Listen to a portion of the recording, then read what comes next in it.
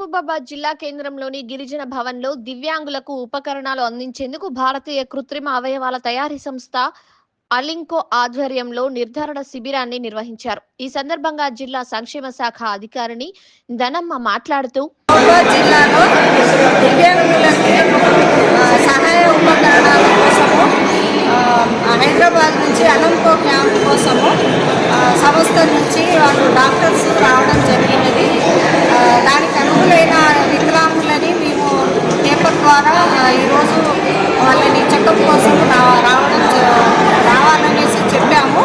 వాళ్ళందరూ వచ్చి వాళ్ళకు అవసరమైన వాళ్ళని ఏ పరికరాలు అవసరం ఉంటుందో డాక్టర్స్ పరీక్ష చేసి ఆ పరికరాలు రాసుకొని వాళ్ళకి ఎవరికైతే ఏ పరికరాలు అవసరం ఉంటుందో అది డాక్టర్లు వాళ్ళు మళ్ళీ పంపిస్తే ఆ పరికరాలు వాళ్ళకి ఇవ్వడం అనేది జరుగుతుంది.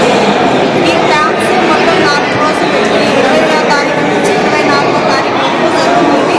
ఇది వరిపేడ, తర్వాత గూడూరు, తోటనగలు, మౌపాడు, తోరూరు ఈ 4 ప్రాజెక్టులలో కూడాను మేము రైతు వేదిక నందు అకామిడేషన్ వాళ్ళకి ఇచ్చాము. అక్కడ ప్రతిరోజు కూడాను దివ్యాంగులు హాజరై మీ యొక్క చెకప్ కోసము వచ్చి మీ అవకాశాన్ని సద్వినియోగం చేసుకొని ఈ యొక్క డాక్టర్ పరీక్షలని నిర్వహించుకోగలరనేసి తెలియజేసుకుంటున్నాను. ఈ శిబిరంలో జిల్లా సంక్షేమ శాఖ అధికారులు, ఆలింకో నిర్వాహకులు పాల్గొన్నారు.